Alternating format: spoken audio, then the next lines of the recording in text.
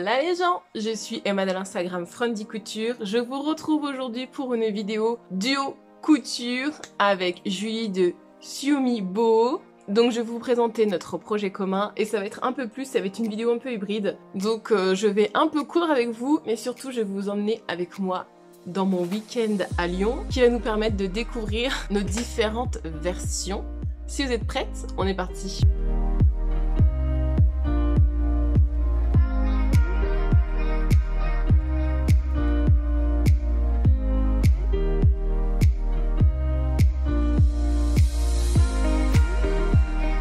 J'espère que vous allez bien dans un premier temps. Ensuite, qu'est-ce que je porte? Ici, c'est un des pulls tricotés par ma maman. Je vous l'avais présenté dans un podcast. Je ne sais plus lequel, comme toujours. Et c'est des toutes petites puces d'oreilles de chez AliExpress. Mais vraiment là, j'ai pas beaucoup de temps. Donc, je vais me dépêcher pour tourner cette vidéo. Donc, Julie de Xiumi Boho, pour toutes celles qui ne la connaissent pas, écoutez, c'est une petite nouvelle dans la couture et c'est une petite nouvelle dans le monde de YouTube, mais qui avance extrêmement vite. Julie, elle a sa chaîne YouTube depuis 3 mois. Elle fait de la couture depuis 1 an. Sa chaîne a déjà pas mal de contenu pour les 3 mois d'existence. Elle a vraiment pas chômé, donc elle est extrêmement présente sur YouTube. Elle propose des vidéos vraiment variées autour du thème de la couture. C'est très intéressant. C'est une femme qui a aussi beaucoup d'humour. Elle est très fraîche, très spontanée. Elle parle à cœur ouvert. Je dirais qu'elle a un style assez féminin quand même. C'est beaucoup de volants, de manches bouffantes. Il y a des petites choses, il y a des petites pièces que je pourrais lui piquer. Et bien sûr, je vous mets sa chaîne YouTube en barre de description. Donc n'hésitez pas à aller voir sa chaîne si jamais vous ne la connaissez pas et que vous voulez en savoir un peu plus. Qu'est-ce que nous allons coudre pour ce duo? Le trench Martha de ce Fibremood. Le Fibremood numéro 8. Le numéro 8 donc qui est sorti en 2020. On a vu pas mal de versions passer sur YouTube, sur Instagram. Je pense notamment à Marine W qui a fait aussi une version très classique, très jolie. Et donc je me lance et ça fait longtemps que je l'avais dans la tête. Ce trench Martha, il va du XS au triple XL. C'est un niveau de difficulté 4 étoiles sur 5 selon Fibremood. Et en termes de métrage, on vous dit en gros 4 mètres et pour la plus grande taille 5 mètres de tissu. Je pense que on est bon au niveau du tissu. Il y a 17 pièces. Vraiment, il faut avoir pas mal de patience. Moi, ça m'a pris du temps de venir décalquer sur la planche à patron le trench Martha. Mais j'ai réussi quand même. Donc les marges de couture dans le magazine, elles ne sont pas incluses, c'est disponible uniquement dans la version PDF. Pour la taille, ce qui est bien dans les Fibremood, c'est que vous avez les mesures du vêtement terminées. Et en fait, quand j'ai vu les mesures du vêtement terminées, je me suis rendu compte qu'il était très oversize. Les versions que j'ai vues sur Instagram me l'ont confirmé. C'est les retours qu'on en a aussi. C'est que les personnes qui l'ont cousu ont constaté qu'il était vraiment très oversize et je le constate parce que franchement, je prends le guide détail, j'aurais dû faire la taille M ou la taille L, j'en sais rien. Mais quand j'ai vu que le tour de poitrine était de 122 en M et 130 en L et le tour de hanche 125 en M et 133 en L, eh ben écoutez, j'ai rétréci. Moi j'ai décidé, comme une folle que je suis, parce que j'ai pas envie d'un impair. Vous voyez, je veux pas que ça fasse trop impair. Je veux vraiment le style structuré du trench. Donc, je me suis tenté la taille S. Et la taille S, franchement, le tour de poitrine, il est de 114,5. Donc, logiquement, ça devrait bien se passer. Et le tour de hanche est de 117,25. Et en termes de tissu, j'ai longuement réfléchi. J'ai retardé le projet surtout pour ça. Parce que, vous savez, moi, tant que ça matche pas dans ma tête, tant que c'est pas tilt, je ne coupe pas. Je ne coupe pas et je ne coupe pas. Et au final, j'avais une vision du trench Martha en jean que je vous mets ici, que j'avais trouvé sur Instagram. C'est une américaine que je suis. Elle a un style comme j'aime chez les américaines, beaucoup plus audacieux, beaucoup plus fort, beaucoup plus affirmé. Et elle a ce trench, donc c'est le trench Martha qu'elle a fait entièrement en jean. Et au début, je voulais partir là-dessus, donc j'ai un jean brut qui est extrêmement épais, même trop épais pour ma jeune homme S5, je vais vous dire. Et j'ai laissé tomber, mais j'ai gardé l'idée du jean. Donc c'est ce jean-là qui a un effet enduit, et qui n'est pas un effet d'ailleurs, qui doit être enduit, de chez Tissu de Rêve que j'ai acheté il y a 1 an ou 2, je ne sais même plus, j'en avais acheté 3 mètres. Et en fait, en regardant dans mon stock de wax, j'avais ce tissu-là, que j'ai depuis peu de temps parce que il me semble que c'est lors d'un week-end chez Marion, c'était un wax qui était dans le troc de tissu, il me semble, et les deux ensemble vont très bien. Parce que tout en jean enduit sombre, j'avais peur justement que ce soit trop sombre, trop austère, et je m'y retrouvais pas parce que vous savez peut-être ou pas. J'ai déjà cousu un trench, le trench Tulipe de la Maison Victor. Je vous remettrai le podcast dans le petit i. Même si je le porte, honnêtement, le fait qu'il soit violet, ça ne va pas avec toute ma garde-robe. Et donc là, je voulais quelque chose d'un peu plus calme pour pouvoir le porter un peu avec tout, entre guillemets. Mais vous savez, moi, quand c'est trop sobre, ça ne me va pas non plus. Et donc, je trouve que avec ce wax-là, ça twiste vraiment ce qu'il faut pour pouvoir quand même le porter au quotidien avec d'autres couleurs, mais sans que ce soit trop austère non plus. Et vous allez voir, je vais jouer les petites touches de wax un peu partout. Je vais les jouer au niveau des épaules, au niveau des rubans, vous avez au niveau des poignets pour faire les nœuds. J'ai décidé de faire la ceinture bicolore des deux faces, donc une face jean et une face wax. Et en fait, je vais jouer surtout le wax au niveau de la parmenture, ça va se voir au niveau du col, au niveau des poches aussi, raglantes, ça va se voir. Enfin, les poches à rabat, poches raglantes, poches paysannes, je ne sais jamais comment ça s'appelle. Et je l'ai décidé de le jouer aussi au niveau du col. L'intérieur du col sera en wax. Et puis, j'ai pris le temps, j'aime bien faire ça de temps en temps. Ça, pour des projets, ça dépend de mon humeur. De faire un petit biais. Par contre, il me restait plus beaucoup de wax. Hein. Vraiment, j'ai mangé pas mal de métrages que j'avais. Hein. Vous savez, le wax a une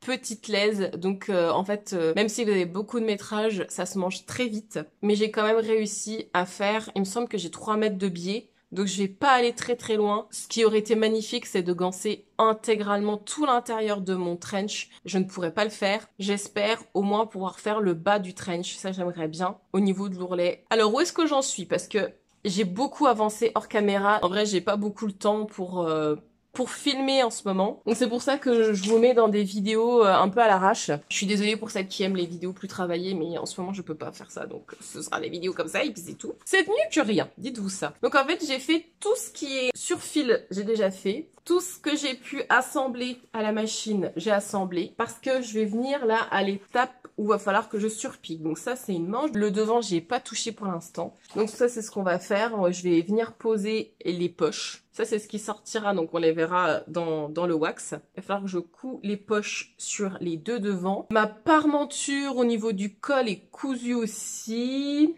Voilà, j'ai vraiment essayé d'avancer au maximum pour terminer ici, mais je pense que j'ai encore pas mal d'heures de couture. Il y a énormément de surpiqûres sur ce trench et ça, je sais que ça va me prendre beaucoup de temps.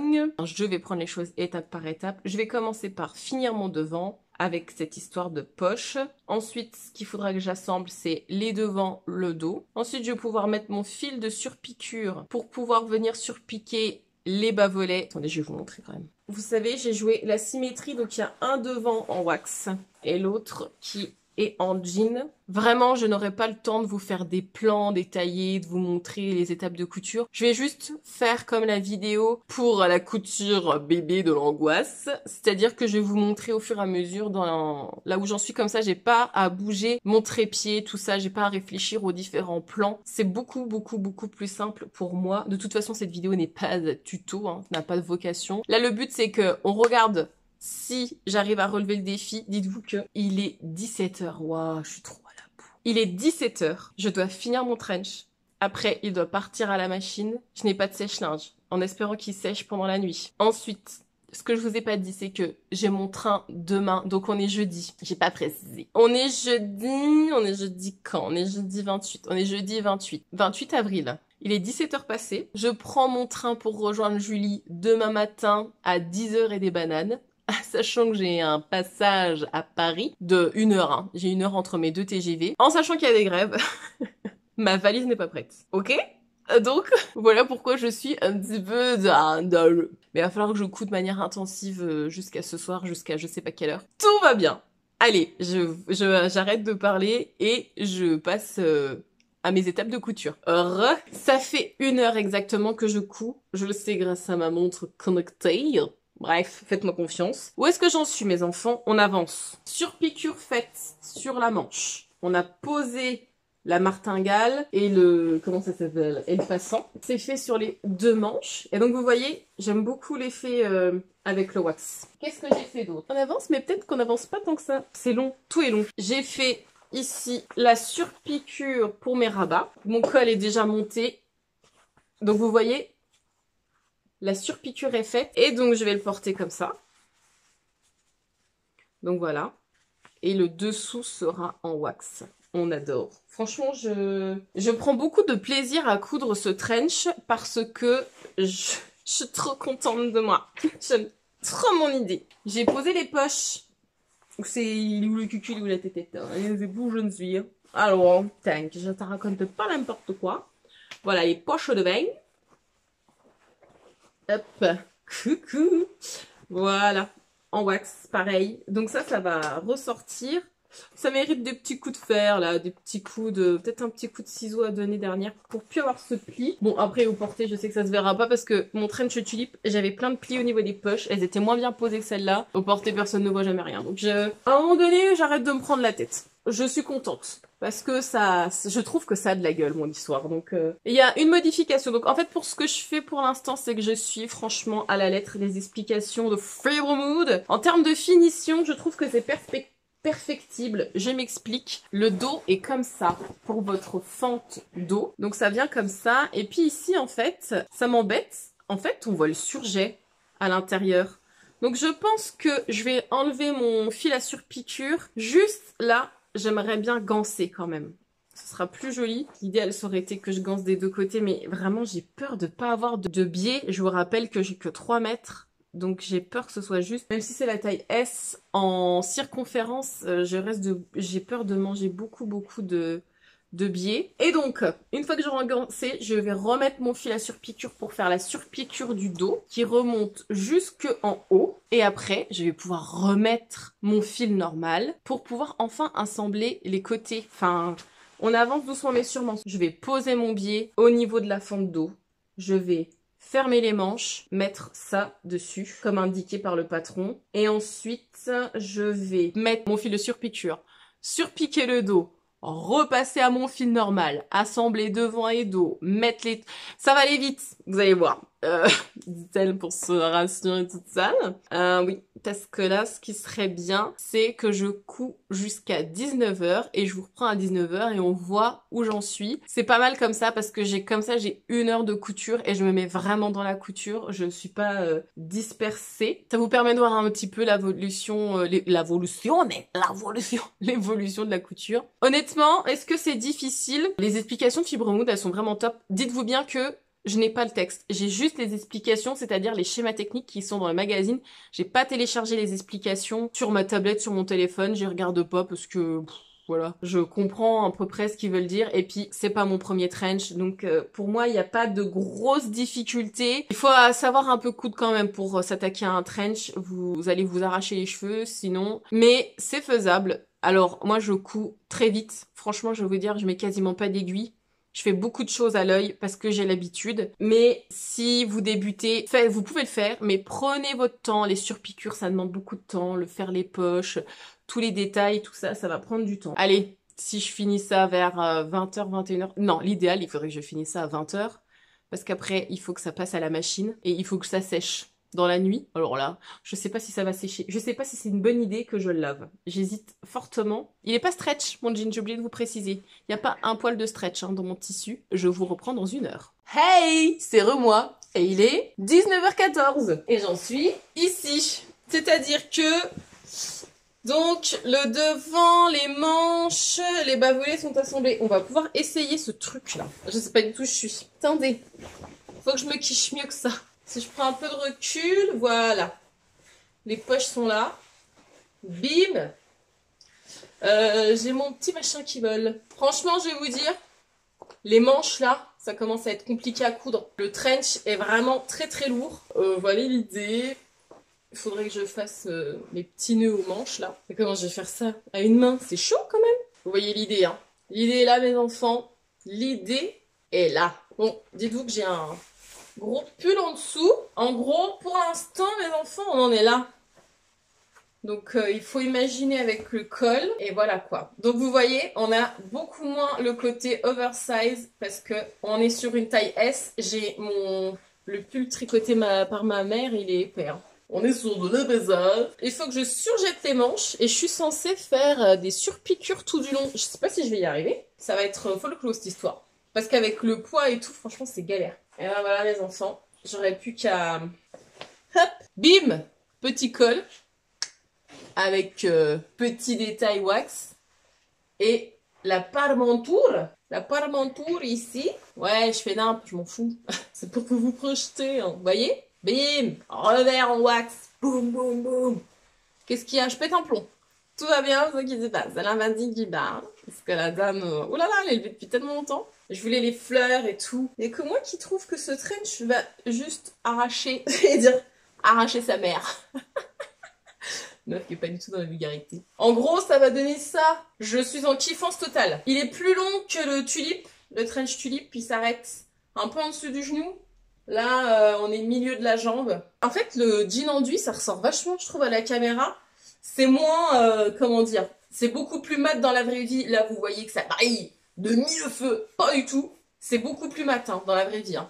Là, la caméra, elle surcompense parce que la luminosité est pas ouf. Qu'est-ce qu'il faut que je fasse? Le col et cette parmenture aussi à venir fixer ici. Et puis, le final, ce sera de mettre sur tout le bas mon biais. Et après seulement, faire l'ourlet. Bon, ouais, je suis repartie.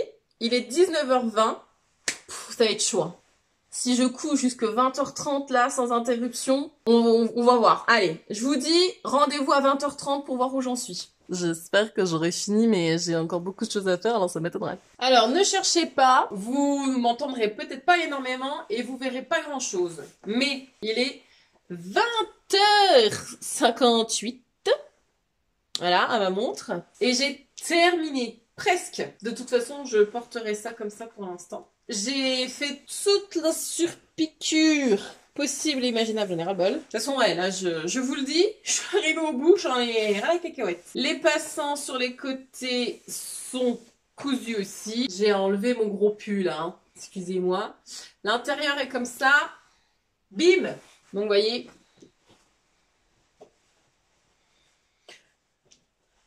de dos...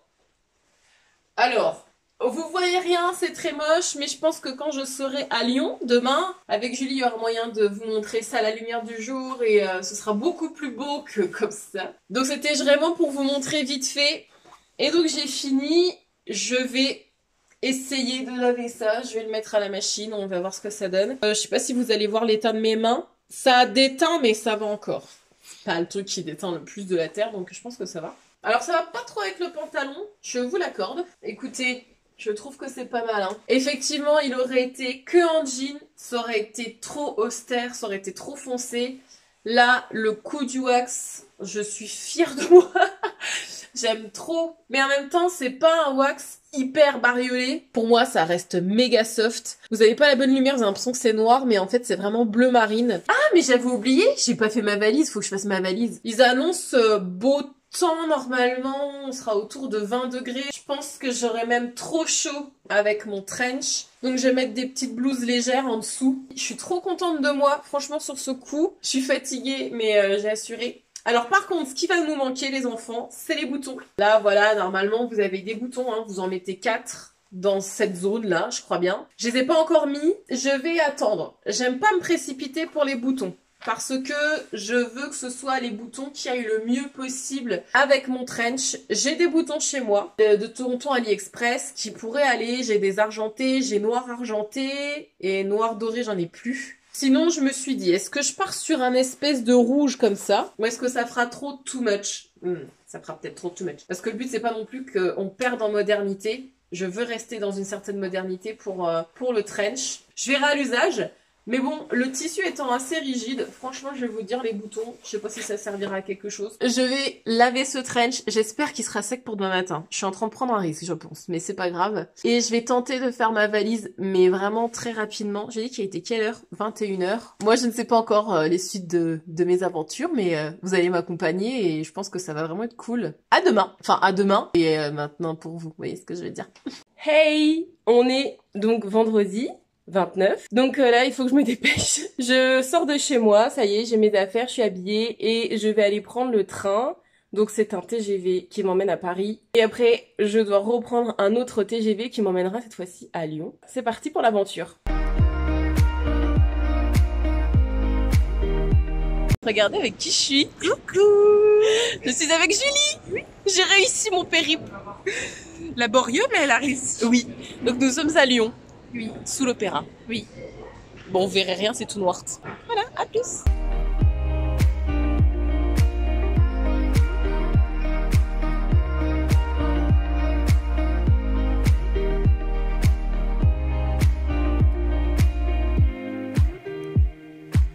Hey, je reviens après un mois après avoir fait le week-end avec Julie à Lyon. Donc je reviens un peu pour débriefer. J'ai quelques changements dans ma vie personnelle, d'où mon absence, mais je suis de retour. La tradition, avant de poursuivre cette vidéo, je vous mets en fond une de mes orchidées qui est ma préférée, je crois que je peux le dire.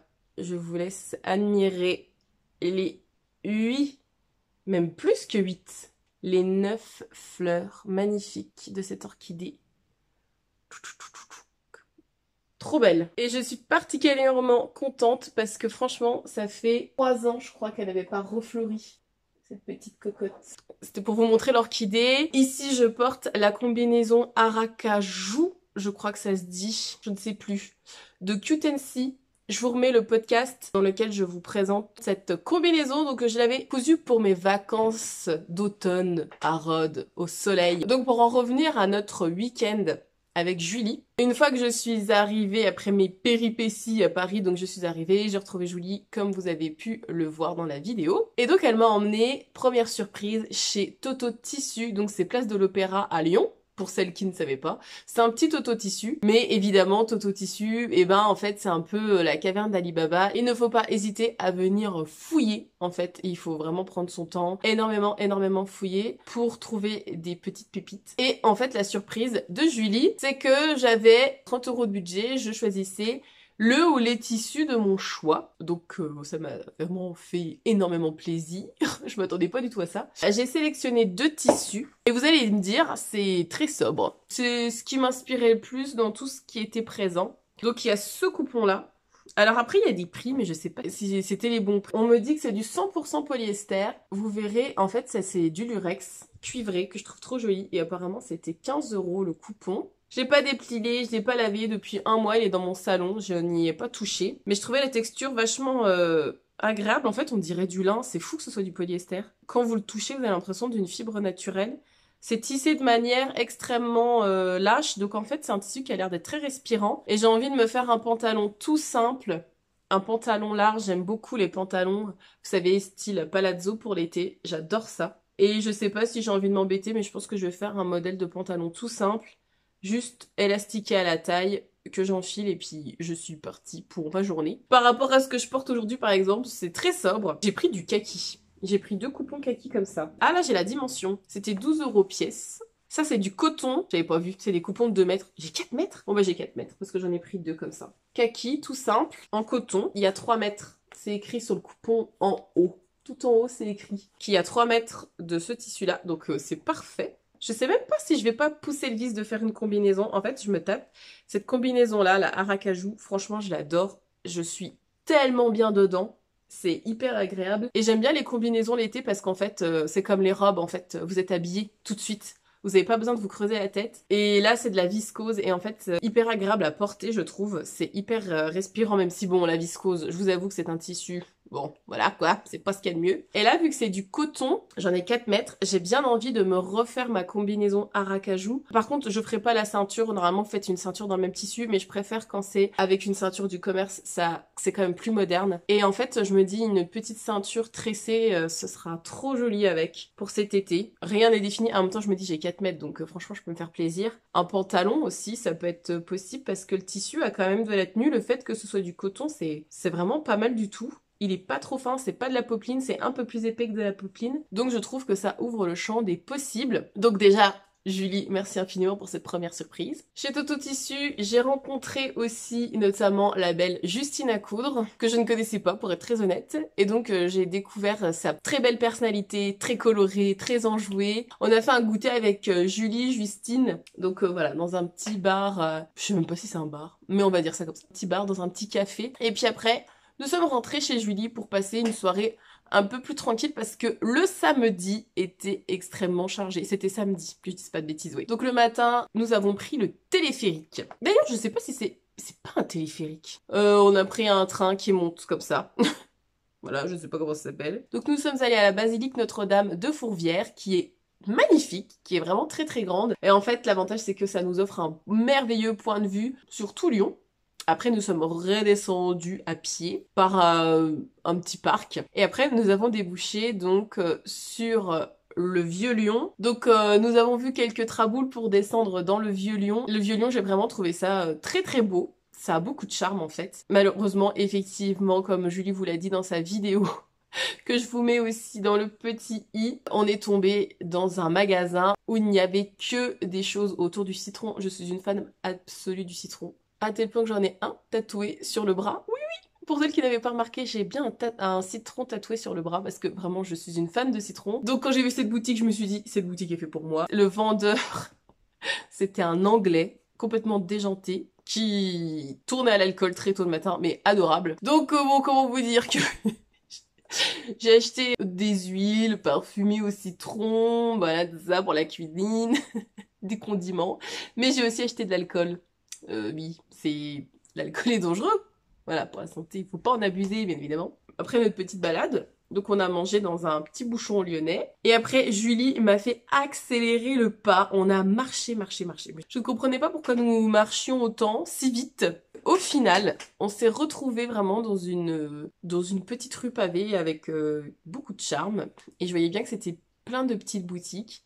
Et là, je lève les yeux et je vois que c'est l'atelier Pigeon-Coq. Je ne savais même pas qu'il y avait un atelier Pigeon-Coq à Lyon. Donc moi je connaissais uniquement par Instagram parce que pas mal de couturières, instagrammeuses, influenceuses, appelez ça comme vous voulez, avaient fait des ateliers Pigeon-Coq et donc j'étais juste trop contente. Donc en gros, l'atelier Pigeon-Coq, c'est vous permettre de faire votre propre sac à main en cuir. Je vous enlève tout suspense. Donc voilà le mien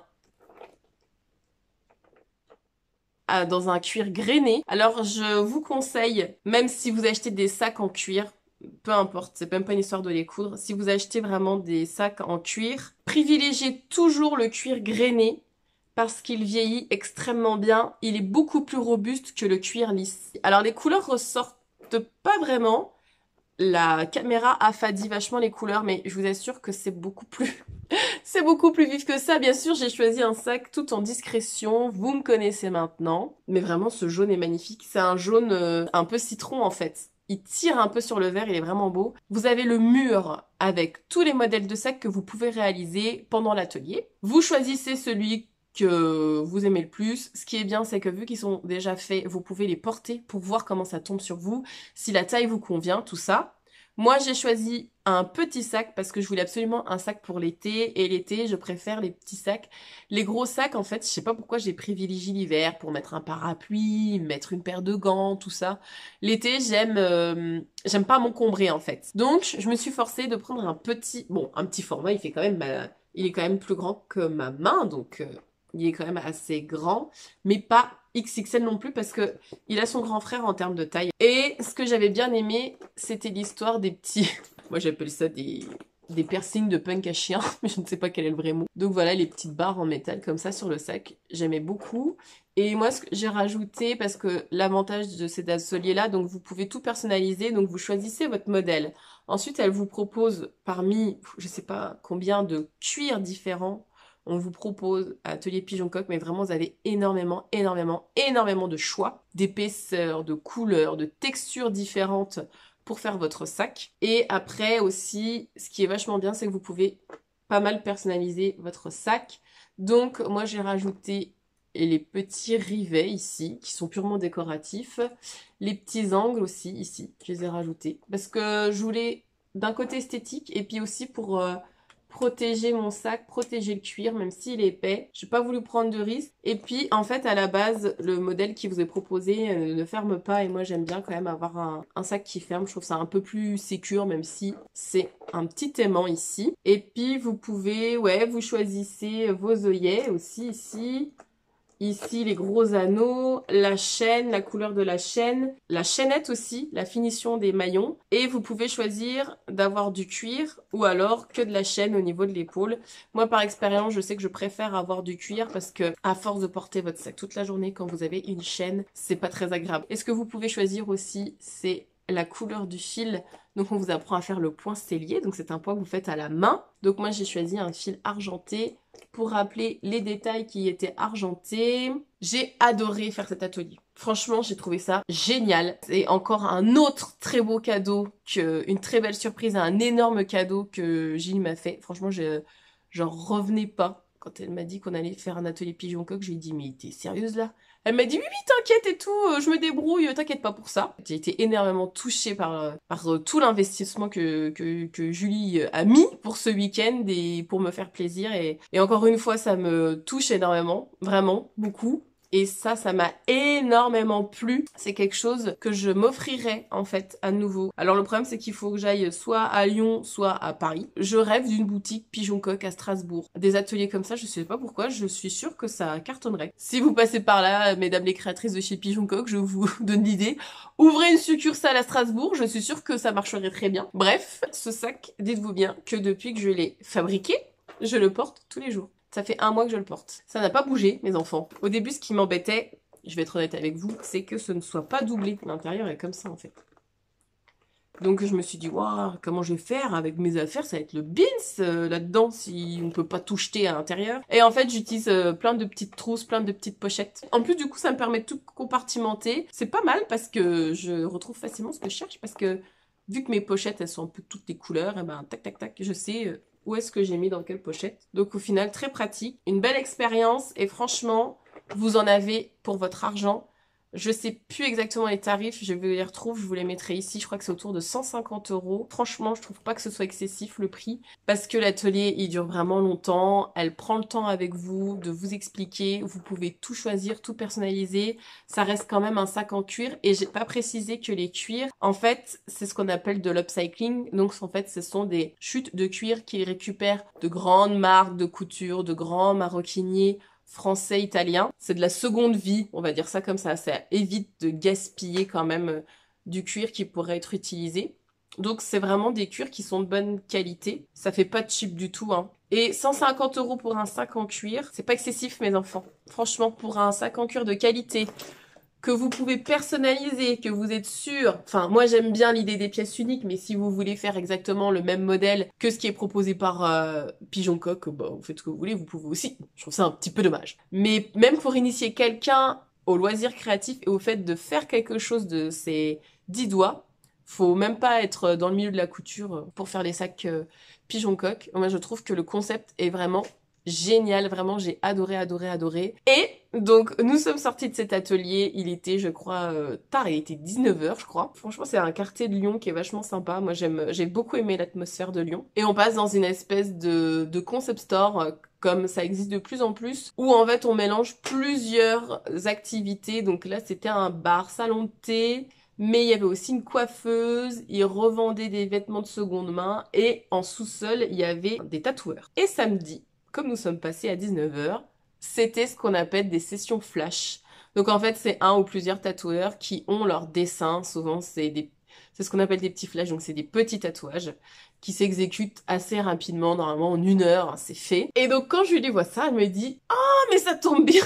Parce que j'ai eu le malheur de lui dire que j'avais un projet tatou, mais pareil pour je sais pas quand. En plus, moi, je me fais souvent tatouer l'hiver et pas l'été parce que votre tatouage vous devez pas l'exposer au soleil. Bref, donc vu que j'en avais parlé, elle me dit ah mais tiens y a pas de hasard, regarde justement tu me parlais de te faire tatouer et puis je lui dis mais non mais arrête donc tes conneries.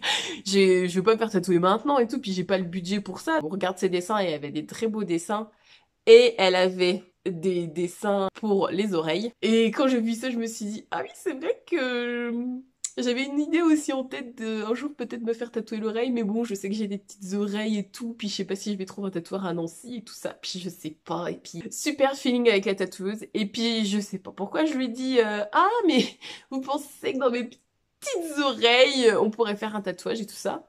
Donc au début elle regarde celle-là, puis elle me dit ah bah non effectivement je suis mal foutue. C'est vrai que vous avez des petites oreilles et tout, ça va revenir. Enfin, on se tutoie. Dans le monde du tatouage, on se tutoie. C'est vrai que t'as des petites oreilles et tout, un tatouage, ça ira peut-être pas. Mais regarde, elle me dit, mais monte voir ton autre oreille et tout. Ah, mais dans l'autre, je pense que je pourrais faire quelque chose. Je me dis, et voilà, me voilà embarquée dans un truc que j'avais pas du tout prévu. Et Madame Julie, elle fanfaronne. Et je lui dis, mais attends, ma belle. Je lui dis, si je le fais, tu le fais. Bah, elle réfléchit un peu quand même. Elle se dit, allez, vas-y, go. Si la tatoueuse, elle se sentait de pouvoir nous tatouer toutes les deux, donc à l'oreille aussi pour Julie. Mais un autre dessin. Et donc tout ça pour dire qu'au final, donc, nous sommes fait tatouer. Toutes les deux. Donc voilà. Alors, je ne sais pas si vous verrez une petite feuille de laurier dans l'oreille qui rappelle ma bague que je mets tout le temps, que j'ai acheté en pareil à Rhodes, que j'adore. Et alors bon, bah vous verrez peut-être pas beaucoup parce que la définition de ma caméra est pas ouf. Mais le travail de cette tatoueuse, que pour celles qui sont sur Lyon, que ça intéresserait, je vous mets... bon, j'ai pas de... Je veux dire, j'ai payé mon tatouage, hein. Voilà, je vous le dis parce que vraiment, je trouve que son travail est super précis, super fin. Moi, c'est quelque chose que j'apprécie énormément. Je vous mets son Instagram directement en barre d'informations. Si jamais ça vous intéresse, n'hésitez pas à la contacter. Et en fait, moi, je suis ravie de ce tatouage. Vraiment, je suis trop contente. Et en plus, je l'ai vite oublié. Ça ne fait absolument pas mal. Mais vraiment, moi, j'ai pas eu mal du tout. C'est chaud, en fait. C'est juste que votre oreille est toute chaude après. Et puis, en fait, dès le lendemain, j'ai pas eu de problème pour dormir ni rien. Dès le lendemain, j'ai très vite oublié que j'étais tatouée à l'oreille. La cicatrisation s'est méga bien passée. Enfin, franchement, il n'y a eu aucun souci à ce niveau-là. L'encre a extrêmement bien prise aussi sur mon oreille. Donc, écoutez, moi, j'ai pas eu de soucis. Julie, elle a pas eu de soucis non plus. Et en fait, je trouve que ça change sur l'oreille. Bon, bref. Donc, voilà.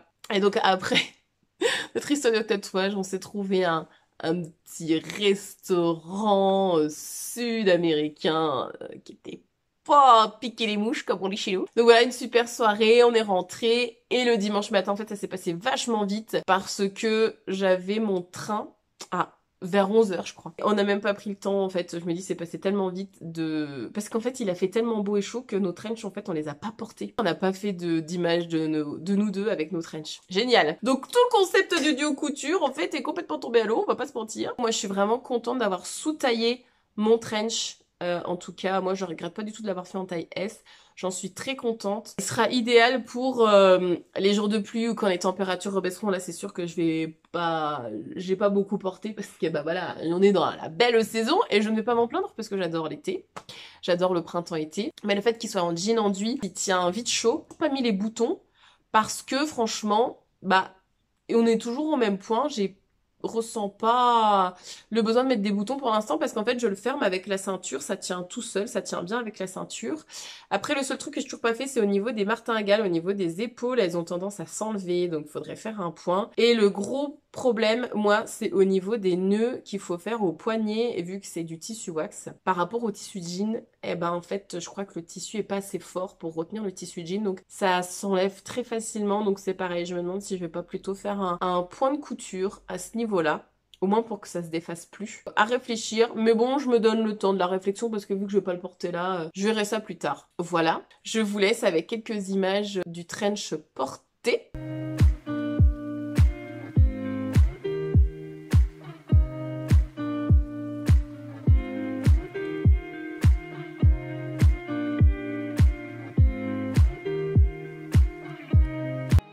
Je vous remercie d'avoir regardé cette vidéo jusqu'à la fin. Je suis vraiment contente de vous retrouver. Vous m'avez vraiment manqué. Je suis de retour. Donc logiquement, si tout se passe bien, après cette vidéo-là, je vais vous poster le podcast de ce que j'ai cousu. J'ai pas énormément cousu en 2 mois de temps parce que je crois que je fais avril-mai. Mais c'est pareil, je reviens aussi à la couture. Et donc vous allez voir ce que j'ai cousu. Et puis après, il y aura certainement un petit haul tissu parce qu'il y a eu le salon du tissu à Nancy et j'y suis passée un après-midi.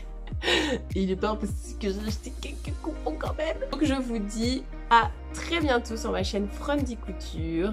Allez, tchuss!